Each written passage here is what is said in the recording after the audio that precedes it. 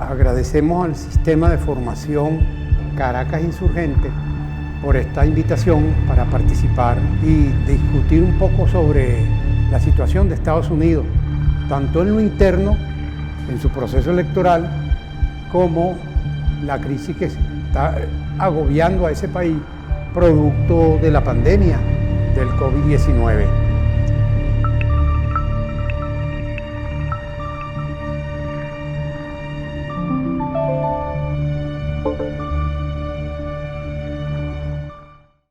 Desde George Washington, pasando por su segundo presidente, John Adams, quieren hacer aquella afirmación de John Adams de que solo esperamos ser dueños del mundo, convertirla en realidad. Y todos están algo así como tocados con aquello del destino manifiesto, intentando realmente convertirse en dueños del mundo. Es cierto, su hegemonía, sobre todo desde la Segunda Guerra Mundial, hasta por lo menos la década de 1990, jugó un papel importante en el mundo, debido a que el enfrentamiento abierto, la Guerra Fría, condujo a que el sistema monetario mundial, el sistema financiero internacional, el gran bloque industrial militar, el gran complejo industrial militar de los Estados Unidos, domina esa sociedad.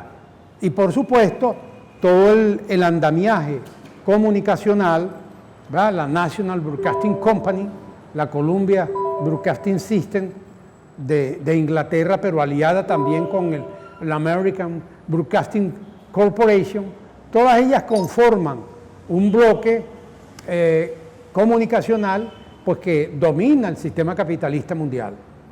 Y hoy Estados Unidos precisamente se encuentra en una situación crítica que pretenden atribuir toda la pandemia, pero es que el sistema capitalista financiero mundial, que adquirió nuevos auges a partir de 1990, pudiéramos decir, con el gobierno de Bill Clinton, construyeron todo un sistema global, financiero global, transnacional, que controla, digamos, Wall Street y que controla los grandes capitales financieros mundiales.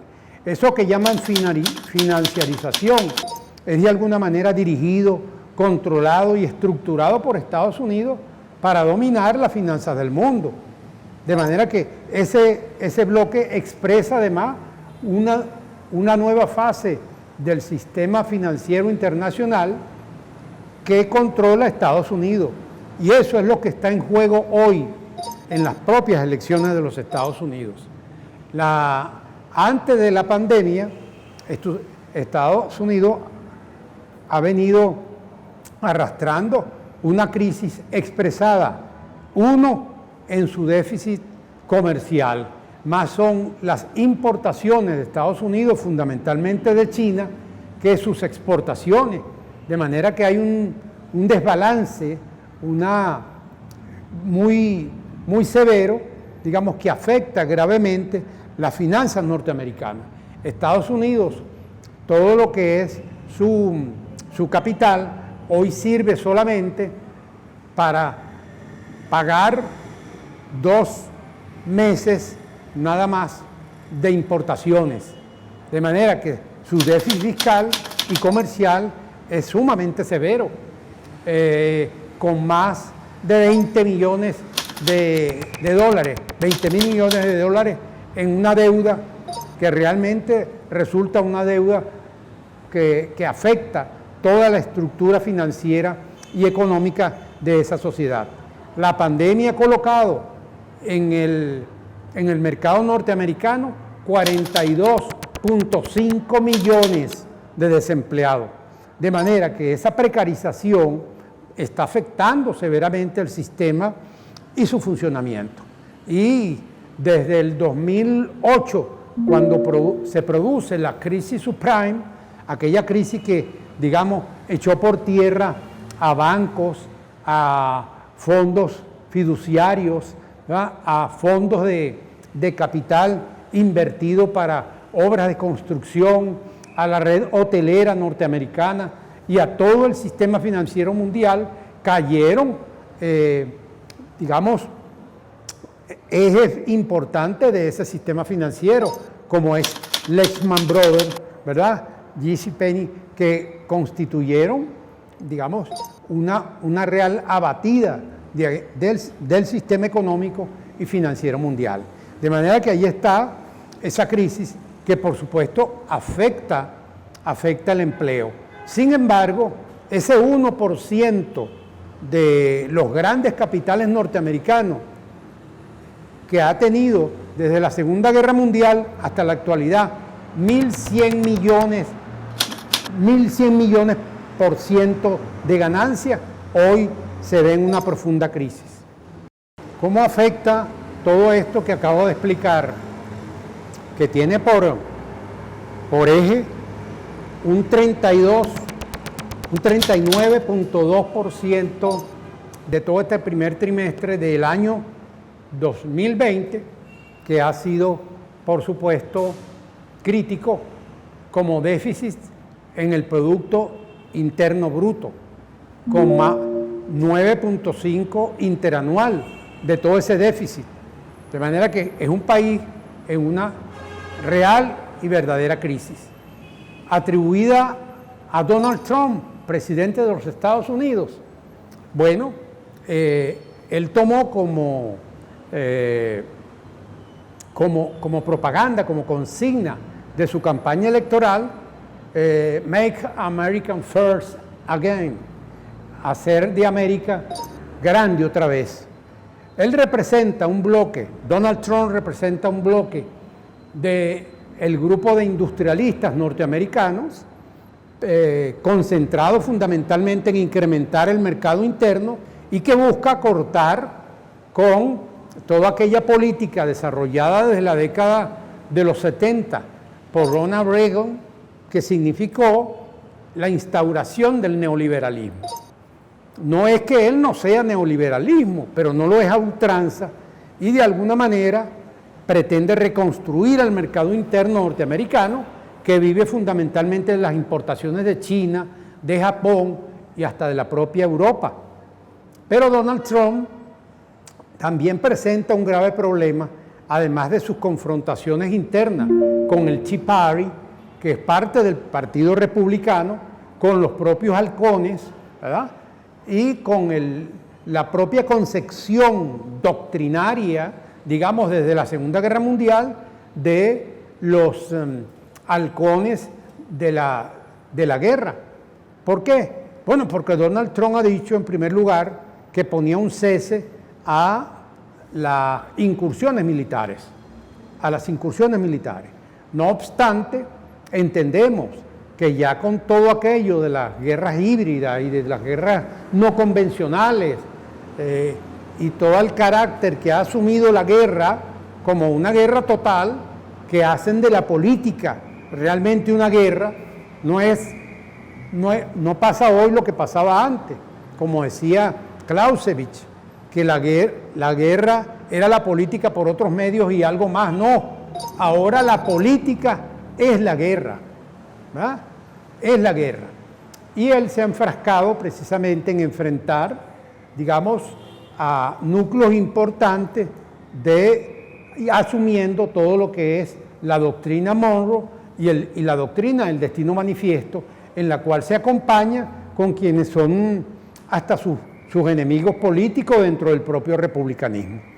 Pero por otra parte, él representa parte de un bloque industrialista que no comulga, digamos, con lo que se ha dado en llamar el viejo bloque republicano angloamericano desfasado, que es lo que representa el Partido Republicano, que entra en roces y fricciones importantes con los demócratas, que desde la época de Bill Clinton han logrado, digamos, ser los ejecutores y el núcleo duro de todo lo que llamaríamos ese bloque financiero global que se casa con Wall Street y que tiene intereses importantes con todo el bloque europeo.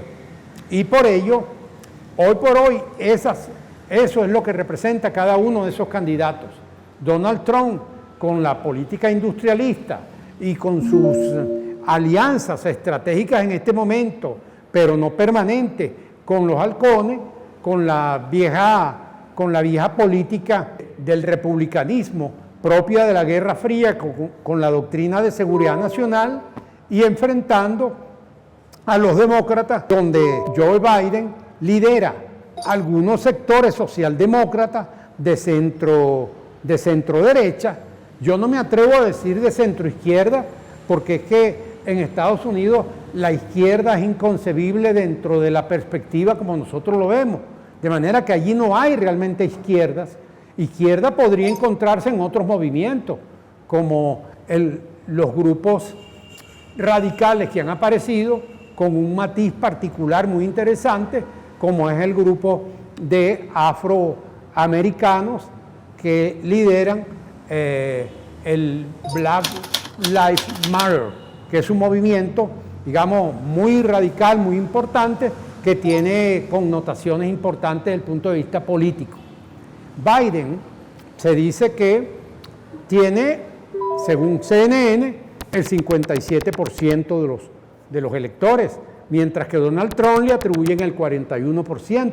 Sin embargo, hay otras fuentes, ¿verdad?, de Fox, que no comparte estos criterios, pero todo el andamiaje comunicacional, tradicional de los Estados Unidos está con los demócratas, y por consiguiente no puede creerse en ellos que estén, digamos, vinculados con una candidatura por Trump. Por eso es que lo atacan, y ahí hay una gran diferencia.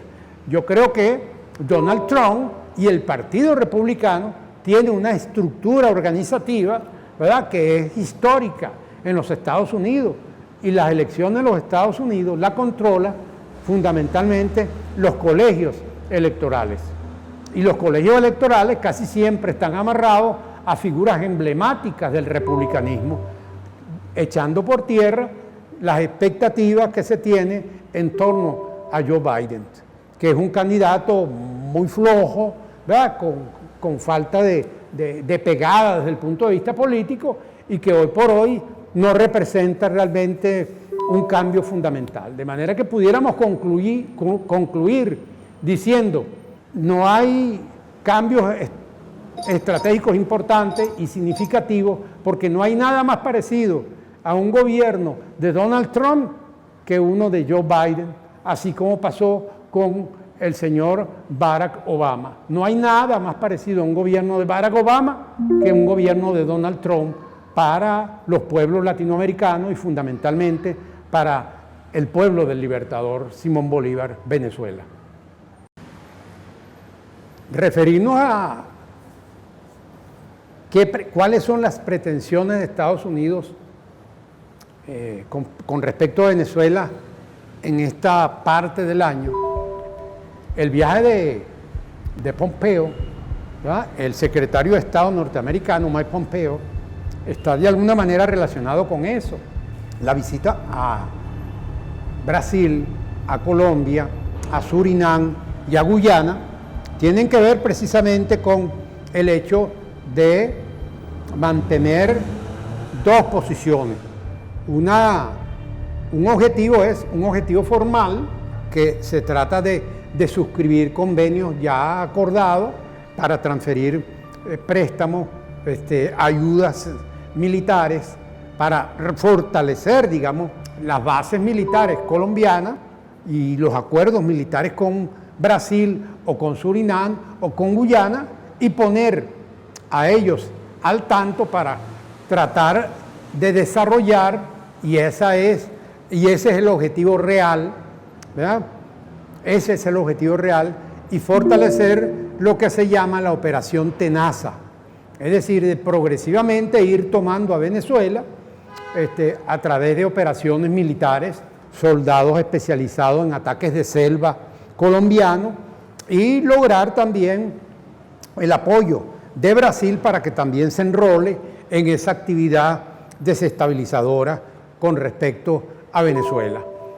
Venezuela es un país que hasta ahora ha demostrado que tiene suficientes reservas, tanto en el pueblo venezolano como en el ejército, para lograr de alguna manera afrontar y poder repeler, ¿verdad?, las intenciones del gobierno norteamericano.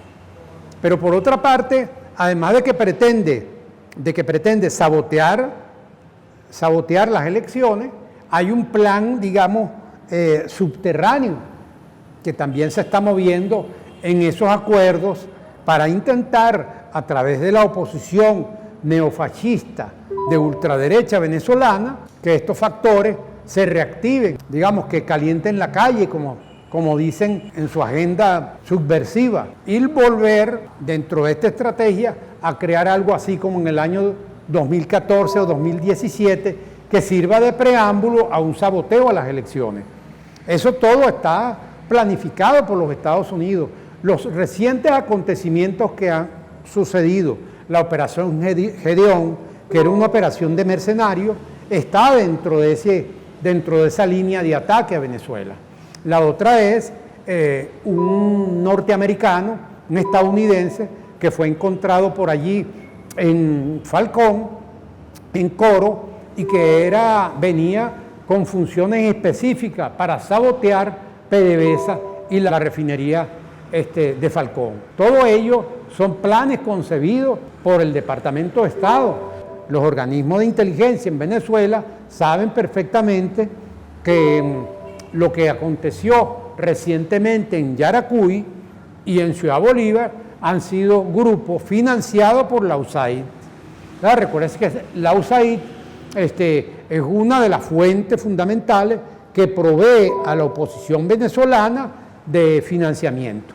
De manera que ahí está, digamos, el cuadro de desestabilización a través de la operación Tenaza en lo militar, liderada y operativizada por el Comando Sur de los Estados Unidos, como lo ha dicho claramente el comandante en jefe de ese Comando Sur, ¿verdad?, quien ha seguido la misma línea de Ned Code, que era el anterior dirigente. Ahora se plantea, digamos, operativizar acciones a través de un organismo de alianza multinacional con participación de soldados colombianos, operaciones aéreas que están, digamos, en la orden del día, dirigiendo las operaciones desde el Comando Sur, y también tienen como centro de operación a Colombia. Recuérdense que en Colombia hay 9 bases militares.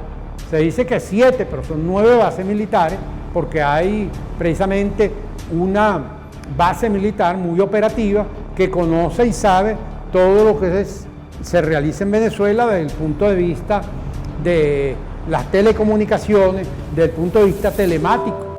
Ahí está precisamente la línea de ataque que el pueblo venezolano tiene que repeler. ¿Cuáles son las 4 fortalezas que tiene Venezuela? Primero, la unidad cívico-militar. Segundo, que las acciones militares van enrumbadas fundamentalmente a derrocar lo que es las operaciones del Comando Sur de los Estados Unidos. Tercero, que el pueblo y todos los organismos, ¿verdad?, y movimientos sociales del bolivarianismo y del PSUV deben también estar alerta para accionar ante cualquier maniobra de esta naturaleza. Y por supuesto, salir a votar, porque se trata de la derrota y de generar un nuevo movimiento revolucionario que nos permita recordar con mucha satisfacción lo que se logró el 24 de junio de 1821, que es la batalla de Carabobo. De manera que los invito a que el 6 de diciembre todos seamos militantes en ese nuevo sello para la emancipación y la libertad, que es el 6 de diciembre, cuando vamos a producir otra batalla de Carabobo.